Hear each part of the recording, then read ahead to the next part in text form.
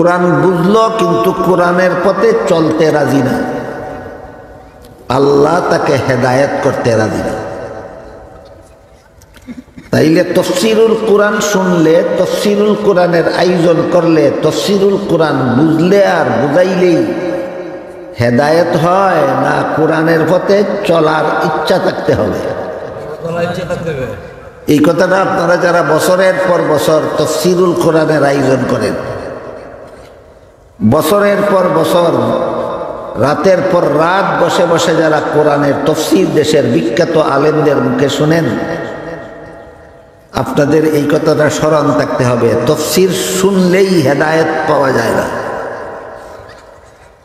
তফসির মতো জীবনযাপন করার ইচ্ছা থাকলে হেদায়েত পাওয়া যায়।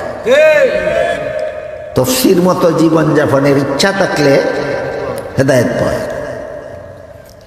কাজেই যারা কোরআনের বর্ণিত পথ শুনল, চিনল, জানল, বুঝল, কিন্তু তার ইচ্ছা নাই সেই পথে চলার, আল্লাহরও ইচ্ছা নাই তাকে হেদায়েত দান করে। আর যারা কোরআনের বিবরণ শুনল, জানল, বুঝল, এরপরে সেই পথে চলার জন্য চেষ্টা করল, আল্লাহ বলেন আমি তোমাকেই হেদায়েত করতে চাই। আর আল্লাহ যাকে হেদায়েত করতে চান, এই হেদায়েতের অর্থ একরকম। নবীগণ, নায়েবে নবীগণ, আলেমগণ যাদেরকে হেদায়েতের কথা শোনান, তাদের হেদায়েত অন্যরকম। কোরআন হেদায়েত গ্রন্থ, এটাও জাহান্নাম থেকে মুক্তি এবং জান্নাত লাভের পথ দেখায়। কোরআন মানুষকে জাহান্নাম থেকে নাজাতের পথ দেখাইয়া ছেড়ে দেয়, তোমার ইচ্ছা হইলে চলো, নাইলে নাই। আলেমগণ মানুষকে জান্নাত জাহান্নাম থেকে বাঁচার পথ দেখাইয়া ছেড়ে দেন, তুমি ইচ্ছা হইলে জাহান্নাম থেকে বাঁচার পথে চলো, নাইলে জাহান্নামের পথে চলো, এটা তোমার ব্যাপার। নবী রসুলগণ মানুষকে জাহান্নাম থেকে বাঁচার পথ চিনাইয়া দেন, চিনার পরে তুমি ইচ্ছা হইলে বাঁচার পথে চলো, ইচ্ছা হইলে জাহান্নামে যাওয়ার পথে চলো, এটা তোমার ব্যাপার। কিন্তু আল্লাহ যাকে হেদায়েত করতে চান, তাকে জান্নাতের পথ দেখাইয়া ছেড়ে দেন না, আল্লাহর কুদরতি হাতে ওই বন্দার হাতে দুইটা জান্নাত পর্যন্ত পৌঁছাইয়া দেন। পবিত্র কোরআনের যে আয়াতের অংশ আমি আপনাদের সামনে তিলাওয়াত করেছি, তাতে আল্লাহ বলেন, আল্লাহ যাকে হেদায়েত করতে চান তার অন্তরকে ইসলামের জন্য খুলে দেন। এখানে এটা হইল আয়াতের তরজমা, বাংলা অনুবাদ। কিন্তু কোরআন শরীফের সব আয়াতের শুধু তরজমা বা অনুবাদের দ্বারাই মর্ম বুঝে আসে। মর্ম বুঝার জন্য ব্যাখ্যার দরকার, ওই ব্যাখ্যাকেই আয়াতের তফসির বলা হয়। বুঝে থাকলে বলেন, কোরআন বুঝার জন্য অর্থ যথেষ্ট না ব্যাখ্যার দরকার? ব্যাখ্যার নাম ওই কোরআনের তফসির। তবে কোরআন ব্যাখ্যার সবচেয়ে বড় জরুরি কথা হইল, কোরআনের ব্যাখ্যা যার যেভাবে মনে চায় সেভাবে করলে হয় না, বরং হাদিস শরীফে আল্লাহর রাসূল বলেছেন, যে ব্যক্তি কোরআনে মন গড়া ব্যাখ্যা করে সে জাহান্নামী। কাজেই কোরআনে যার যার মন গড়া মতো ব্যাখ্যা করাটা ভয়ঙ্কর বিপদের কারণ। তাই কোরআনের সহি ব্যাখ্যা পাওয়া যায় কোথায়, এটাও একটা গুরুত্বপূর্ণ প্রশ্ন। কোরআনের সহি, এক নম্বর, কোরআনের এক আয়াতের ব্যাখ্যা কোরআনেরই আর এক আয়াতে পাওয়া যায়, তখন কোরআনের ব্যাখ্যা কোরআনের দ্বারাই হইল। দুই নম্বর, কোরআনের ব্যাখ্যা রসুলের বিভিন্ন হাদিসে পাওয়া যায়, তখন কোরআনের ব্যাখ্যা রসুলের হাদিসের দ্বারা হইল। তিন নম্বর, কোরআনের ব্যাখ্যা সাহাবায়ে কেরামের জীবনীতে পাওয়া যায়। তখন কোরআনের ব্যাখ্যা সাহাবায়ে কেরামের জীবনীর দ্বারা হল। 4 নম্বর, কোরআনের ব্যাখ্যা তাবেঈনের বিবরণে পাওয়া যায়। তখন কোরআনের ব্যাখ্যা তাবেঈনের বিবরণের দ্বারা হইল। 5 নম্বর, কোরআনের ব্যাখ্যা মজহাবের ইমামগণের কাছে পাওয়া যায়। তখন কোরআনের ব্যাখ্যা মজহাবে পাওয়া গেল। কাজেই কেউ যদি মজহাব মানে না, তার পক্ষে কোরআনের ব্যাখ্যা পাওয়ার একটা দরজা বন্ধ হয়ে গেল। 5 নম্বর, কোরআনের ব্যাখ্যা আরবি অভিধান এবং আরবি গ্রামারে পাওয়া যায়। তখন কোরআনের ব্যাখ্যা আরবি অভিধানের দ্বারা, আরবি গ্রামারের দ্বারা হয়। এই 6 ঠিকানার বাইরে যদি কেউ কোরআনের কোনো ব্যাখ্যা করে, সেটা হবে তার মন গড়া ব্যাখ্যা। কাজেই কোরআনের যে আয়াতের অর্থের দ্বারা মর্ম বুঝে আসে না, সেই আয়াতের ব্যাখ্যা আমরা 6 ঠিকানার কোনো না কোনো ঠিকানার থেকে নিতে হবে। আজকে আমি আপনাদের সামনে কোরআনের যে আয়াতের অংশ তিলাওয়াত করেছি, তার ব্যাখ্যা রাসূলের একটা হাদিসে উল্লেখ আছে। কাজী এই আয়াতের ব্যাখ্যা রাসূলের হাদিসের দ্বারা আমরা বোঝার চেষ্টা করি। আল্লাহ যে বললেন, আল্লাহ যাকে হেদায়েত করতে চান তার অন্তরকে ইসলামের জন্য খুলে দেন। আল্লাহ কাকে হেদায়েত করতে চান আর যাকে হেদায়েত করতে চান তার অন্তরকে ইসলামের জন্য খুলে দেন, কথার মর্ম কি? এই প্রশ্নের জবাব পাওয়া যাবে রাসূলের একটা হাদিসে। ওই হাদিসটা আপনাদের সামনে তুলে ধরার মাধ্যমে আমি আয়াতের তাফসীরটা আপনাদেরকে বোঝাবার চেষ্টা করব ইনশাআল্লাহ। তবে এর আগে আরেকটা প্রশ্নের সমাধান বাকি থাকে, সেটা হলো আল্লাহ যে বললেন আল্লাহ যাকে হেদায়েত করতে চান। প্রশ্ন জাগে, আল্লাহ কাকে হেদায়েত করতে চান? এই প্রশ্নের জবাব পাওয়া যায় আরেক আয়াতে। সেখানে আল্লাহ বলেন, ইন্নাকা লা তাহদি মান আহবাবতা ওয়ালাকিন্নাল্লাহা ইয়াহদি মান ইয়াশা ওয়া হুয়া আ'লামু বিল মুহতাদিন। এর অর্থ হলো, হে রাসূল করিম সাল্লাল্লাহু আলাইহি ওয়াসাল্লাম, আপনি যাকে ভালোবাসেন তাকেই আপনি হেদায়েত করতে পারবেন। হেদায়েত আল্লাহ যাকে চান তাকে করবেন। আর আল্লাহ কাকে হেদায়েত করতে চান সেই দিকে ইঙ্গিত করে আল্লাহ বলেন, ওয়া হুয়া আ'লামু বিল মুহতাদিন। এর মর্ম হইল, কোরআন বুঝার পরে যে কোরআনের পথে চলতে চায়, আল্লাহ তাকে হেদায়েত করতে চায়। কোরআন বুঝলো কিন্তু কোরআনের পথে চলতে রাজি না, আল্লাহ তাকে হেদায়েত করতে রাজি না। তাইলে তফসিরুল কোরআন শুনলে, তফসিরুল কোরআনের আয়োজন করলে, তফসিরুল কোরআন বুঝলে আর বুঝাইলেই হেদায়েত হয় না? কোরআনের পথে চলার ইচ্ছা থাকতে হবে। এই কথাটা আপনারা যারা বছরের পর বছর তফসিরুল কোরআনের আয়োজন করেন, বছরের পর বছর রাতের পর রাত বসে বসে যারা কোরআনের তফসির দেশের বিখ্যাত আলেমদের মুখে শুনেন, আপনাদের এই কথাটা স্মরণ থাকতে হবে, তফসির শুনলেই হেদায়েত পাওয়া যায় না। তফসির মতো জীবনযাপন করার ইচ্ছা থাকলে হেদায়েত পাওয়া যায়। তফসির মতো জীবনযাপনের ইচ্ছা থাকলে হেদায়েত পাওয়া যায়। কাজেই যারা কোরআনের বর্ণিত পথ শুনল, চিনল, জানল, বুঝল, কিন্তু তার ইচ্ছা নাই সেই পথে চলার, আল্লাহরও ইচ্ছা নাই তাকে হেদায়েত দান করে। আর যারা কোরআনের বিবরণ শুনল, জানল, বুঝল, এরপরে সেই পথে চলার জন্য চেষ্টা করল, আল্লাহ বলেন আমি তোমাকেই হেদায়েত করতে চাই। আল্লাহ যাকে হেদায়েত করতে চান, এই হেদায়েতের অর্থ একরকম। নবীগণ, নায়েবে নবীগণ, আলেমগণ যাদেরকে হেদায়েতের কথা শোনান, তাদের হেদায়েত অন্যরকম। কুরআন হেদায়েত গ্রন্থ, এটাও জাহান্নাম থেকে মুক্তি এবং জান্নাত লাভের পথ দেখায়। কুরআন মানুষকে জাহান্নাম থেকে নাজাতের পথ দেখাইয়া ছেড়ে দেয়, তোমার ইচ্ছা হইলে চলো, নাইলে নাই। আলেমগণ মানুষকে জান্নাত জাহান্নাম থেকে বাঁচার পথ দেখাইয়া ছেড়ে দেন, তুমি ইচ্ছা হইলে জাহান্নাম থেকে বাঁচার পথে চলো, নাইলে জাহান্নামের পথে চলো, এটা তোমার ব্যাপার।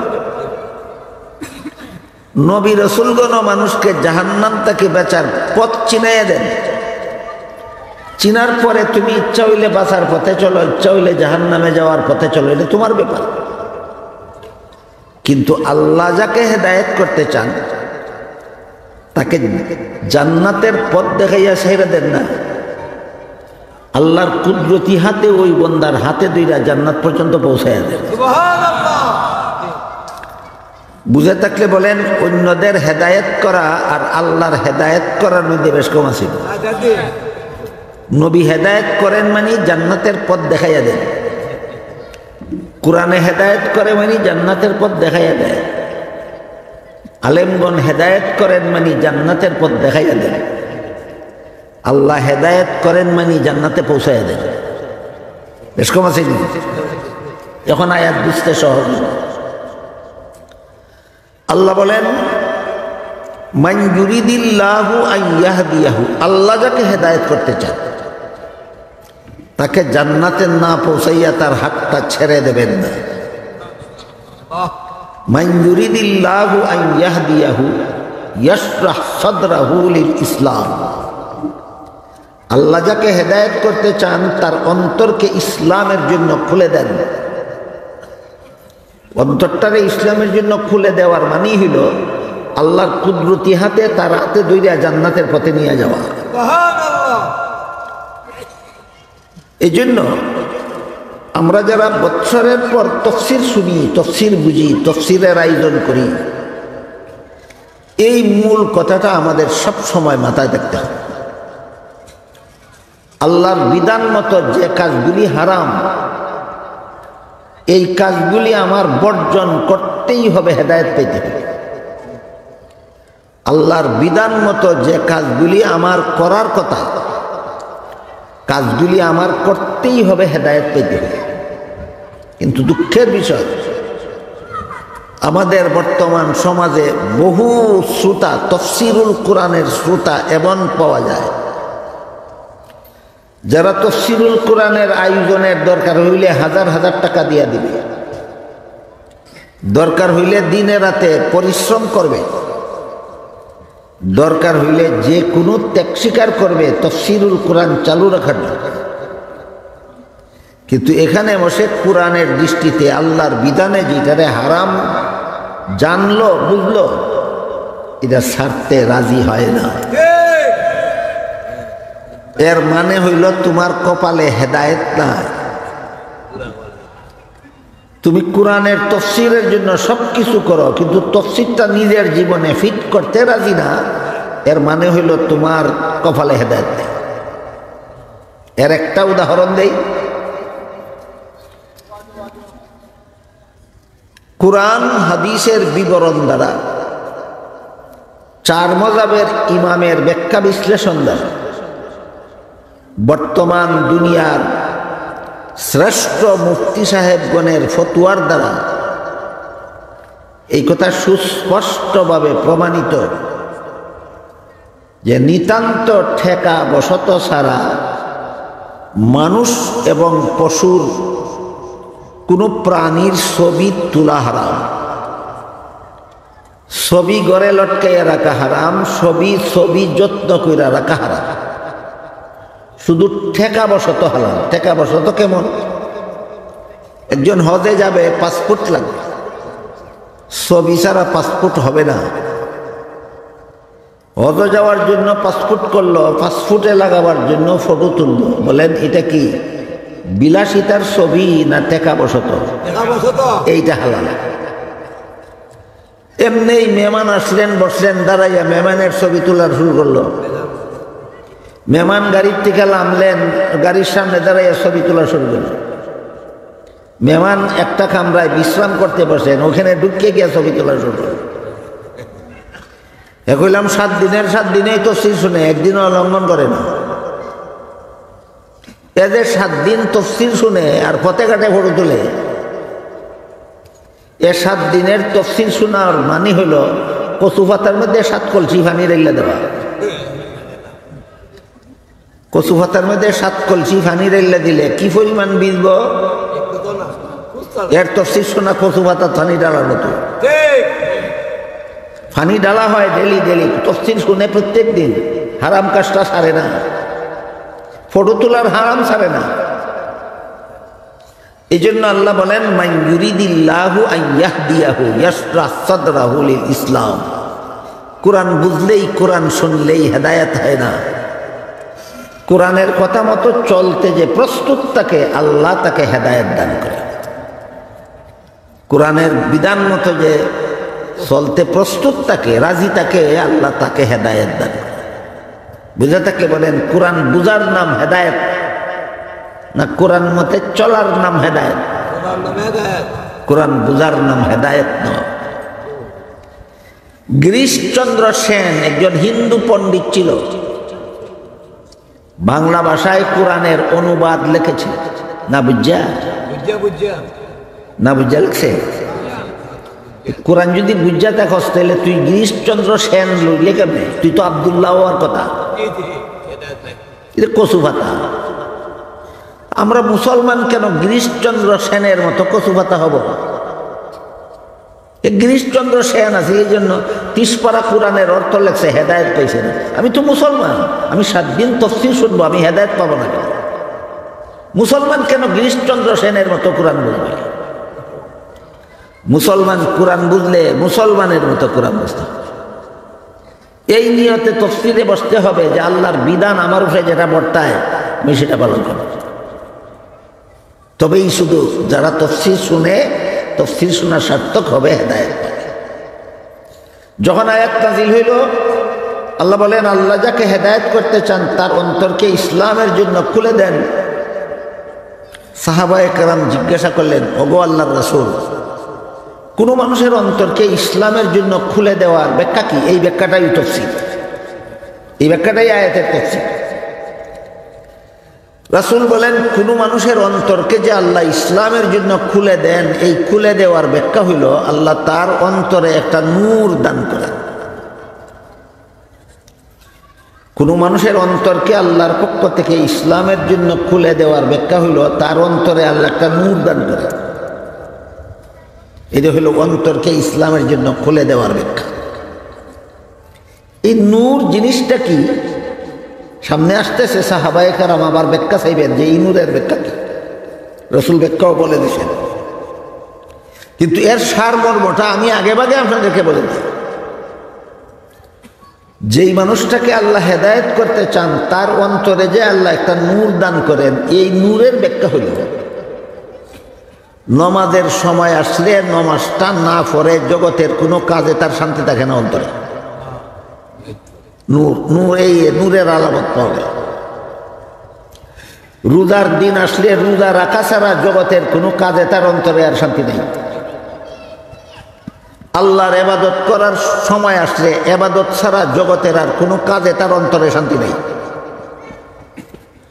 কোনো গুনার কাজের সুযোগ আসলে এই গুনার কাজে সে নিজে অংশগ্রহণ করবে দূরের কথা, কেউ দূরে যদি অংশগ্রহণ করাতে চায় তখন তার অন্তরে অশান্তি, জ্বালা সৃষ্টি হয়ে যায়। এই হইল তার অন্তরে আল্লাহ নূর দান করার মর্ম। বুঝে থাকলে বলেন তো, নামাজের সময় যদি আমার মনটা নামাজ পড়তে চায় না, রমজান আসলে যদি আমার মনটা রোজা রাখতে চায় না, ব্যাংকে টাকা জমা রাখলে যদি এর সুদটা ছাড়তে আমার মনে চায় না, সুযোগ পাইলেই অধীনস্থদের কাছ থেকে ঘুষ খাওয়ার সুযোগ পাইলেই আমি ঘুষ খাওয়াটা ছাড়তে পারি না, প্রমাণ হইল কি আমার অন্তরে আল্লাহ হেদায়েতের নূর দান করছে, আমার অন্তরে আল্লাহ হেদায়েতের নূর দান করছে, এই কথা এই চরিত্রের দ্বারা প্রমাণ হয়। এই কারণে রাসূল যখন বললেন কোনো মানুষের অন্তরকে ইসলামের জন্য খুলে দেওয়ার ব্যাখ্যা কি, সাহাবাগণ জিজ্ঞেস করলেন। রাসূল বললেন এর ব্যাখ্যা হইল আল্লাহ তার অন্তরে আল্লাহ একটা নূর দান করেন। আবার সাহাবাগণ জিজ্ঞাসা করলেন কার অন্তরে আল্লাহ হেদায়েতের নূর দান করলেন আর কার অন্তরে হেদায়েতের নূর দান করলেন না, চিনার উপায় কি?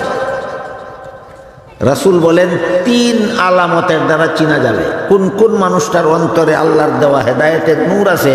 তার মধ্যে 3টা আলামতেই চিনা যাবে এই মানুষটার অন্তরে আল্লাহর দেওয়া হেদায়েতের নূর আছে।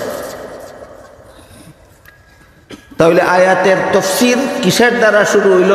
এখন রাসূলের হাদিসের দ্বারা। যে আয়াত পড়ছিলাম এই আয়াতের ব্যাখ্যা এখন কিসের দ্বারা শুরু হইল? রাসূলের হাদিসের দ্বারা। হাদিস শরীফে রাসূল বলেন যার অন্তরে আল্লাহ হেদায়েতের নূর দান করেছেন 3টা আলামতের দ্বারা তারা চিনা যাবে। রাসূল বলছেন চিনা যাবে না, না চিনা যাবে। কেমনে চিনা যাবে? 3 আলামতের দ্বারা। যার অন্তরে আল্লাহ হেদায়েতের নূর দান করছেন তার মধ্যে 3টা আলামত অবশ্যই পাওয়া যাবে। 3 আলামতের 1 নম্বর আলামত হল সে অন্যায়ভাবে দুনিয়াটা উপভোগের চেষ্টা করবে না। অন্যায়ভাবে দুনিয়াকে উপভোগের চেষ্টা করবে না। না অন্য লোকের মাল অন্যায়ভাবে খাওয়ার চেষ্টা করবে, না নেওয়ার চেষ্টা করবে, না গ্রহণ করার চেষ্টা করবে, না কোনো সর্দারি আর মাতব্বরি গায়ের জুড়ে দখল করার চেষ্টা করবে, না কোনো মহিলার সাথে অশালীনভাবে চলাফেরার চেষ্টা করবে। কোনো মহিলার সাথে অশালীনভাবে চলাফেরার চেষ্টাই সে করে না। কোনো পদ গায়ের জুড়ে দখল করার চেষ্টাই সে করে না। কোনো মানুষের টাকা পয়সা ধন সম্পদ অন্যায়ভাবে দখল করার চেষ্টাই করে না। একটা আলামত পাওয়া গেল তার অন্তরে আল্লাহ হেদায়েতের নূর দান করেছে। আল্লাহর কুদরতি হাতে তার হাতে ধরে ফেলেছেন। তোমার অন্তরের মধ্যে আর মানুষের সম্পদ অন্যায়ভাবে ভোগ করার লোভ লালসা আল্লাহ ঢুকতেই দিবেন না। অন্যের ধনের উপরে তার লোভই নেই। গায়ের জোরে সর্দারি নেতাগিরি মাতব্বরি করার লালসাও আল্লাহ তার অন্তরে রাখেন না, কারণ তারা আল্লাহ হাতে ধরছেন জান্নাতে পৌঁছাই দিবেন। মহিলার সাথে অশ্লীলভাবে বেহায়ামির সাথে চলাফেরা করার রুচি ওই তার থাকে না। আল্লাহ তার হাতে কুদরতি হাতে ধরে ফেলেছেন। অন্যায়ভাবে মহিলাকে বুক করার লালসা তার অন্তরে রাখবেন না। অন্যায়ভাবে মাতব্বরি দখল করার লোভ তার অন্তরে আল্লাহ রাখবেন না। অন্যায়ভাবে কোনো মানুষের সম্পদ গ্রহণ করার লালসা আল্লাহ তার অন্তরে রাখবেন না, কারণ আল্লাহ চান তাকে জান্নাতে পৌঁছাইয়া দিতে। কাজেই রাসূল বলেন যার অন্তরে আল্লাহ হেদায়েতের নূর দান করেছেন 3 আলামতের দ্বারা তারে চেনা যাবে। 1 নম্বর আলামত, দুনিয়াটা অন্যায়ভাবে উপভোগের চেষ্টা করবে না। 2 নম্বর আলামত, আখিরাতের সুখ শান্তি আর ভোগ বিলাসের যত কাজ আছে এই কাজগুলি নিয়ে জীবন ভর ব্যস্ত থাকবে। সোজা কথায় ইবাদত বন্দেগী নিয়ে ব্যস্ত থাকবে। যেই লোক ইবাদত বন্দেগী নিয়ে ব্যস্ত থাকে রাসূল বলেন তার মধ্যে 2 নম্বর আলামত পাওয়া গেল আল্লাহ তার অন্তরে হেদায়েতের নূর দান করেছে। 3 নম্বর, ভালো মরণের জন্য আজীবন চেষ্টা সাধনা চালাইবে। কারণ মানুষের মরণ 2 রকম হয়। একদল মানুষের মরণকালে তারে জাহান্নাম দেখাইয়া জাহান্নামের দুঃসংবাদ দিয়া জান বাইর করা হয়। এই মরণটা ভালো মরণ না জঘন্যতম খারাপ, এই রকম মরণ যেন না হয়। আর একদল মানুষের মরণকালে তারে জান্নাতের ঠিকানা দেখাইয়া জান্নাতের সুসংবাদ দিয়া জান বাইর করা হয়। এই রকম মরণ হওয়ার জন্য সদা সর্বদা সচেষ্ট থাকবে, চেষ্টা চালু রাখবে। রাসূলের ভাষায় এই 3 আলামত এইভাবে বলা হয়েছে। 1 নম্বর আলামত, যেই ব্যক্তি দুনিয়ামুখী হবে না। 2 নম্বর আলামত, যেই ব্যক্তি আখিরাতমুখী হবে। 3 নম্বর আলামত, যেই ব্যক্তি ভালো মরণের জন্য প্রস্তুতি গ্রহণ করবে। এই 3 আলামত যার মধ্যে পাওয়া যাবে, প্রমাণ পাওয়া গেল আল্লাহ তার অন্তরে হেদায়েতের নূর দান করেছেন, আল্লাহর কুদরতি হাতে তার হাতে ধরে ফেলেছেন, জান্নাতে পৌঁছাইবার আগে তার হাতটা আল্লাহর কুদরতি হাত থেকে ছাড়বেন না। কাজেই আমরা যারা তাফসীরুল কোরআন এর আয়োজন করি, আমরা যারা তাফসীরুল কোরআন শুনি, সাহায্য সহযোগিতা করি, সমর্থন দেই কোরআন বুঝার জন্য, এই বুঝাটার নাম হেদায়েত নয়, বুঝাটার নাম জানা। জানা আর হেদায়েত এক কথা নয়। খুব সহজ উদাহরণ, কোরআনে আল্লাহ বলেছেন, ইন্নাস সালাতা কানাত আলাল মুমিনিনা কিতাবাম মাওকুতা, নিশ্চয় নির্ধারিত সময়ে নামাজ পড়া মুমিনদের জন্য ফরজ। হাদিস শরীফে আল্লাহ রাসূল সময়ের ব্যাখ্যা করেছেন 5টা: ফজর, জোহর, আসর, মাগরিব, এশা। এই 5 বেলার নামাজ মুমিন মুসলমানদের জন্য ফরজ। জানে না কোন মুসলমান? আমি মনে করি সব মুসলমান জানে, কিন্তু পরে কতজন মুসলমান? বেশিরভাগে পড়ে না। সব মুসলমানে জানে 5 বেলার নামাজ ফরজ, বেশিরভাগ মুসলমানে পড়ে না। যারা নামাজ পড়ে না এরা জানলো না, না হেদায়েত পাইল না? তাফসীরের দ্বারা জানা যায়, আর নিজের মনের সদিচ্ছার দ্বারা হেদায়েত পাওয়া যায়।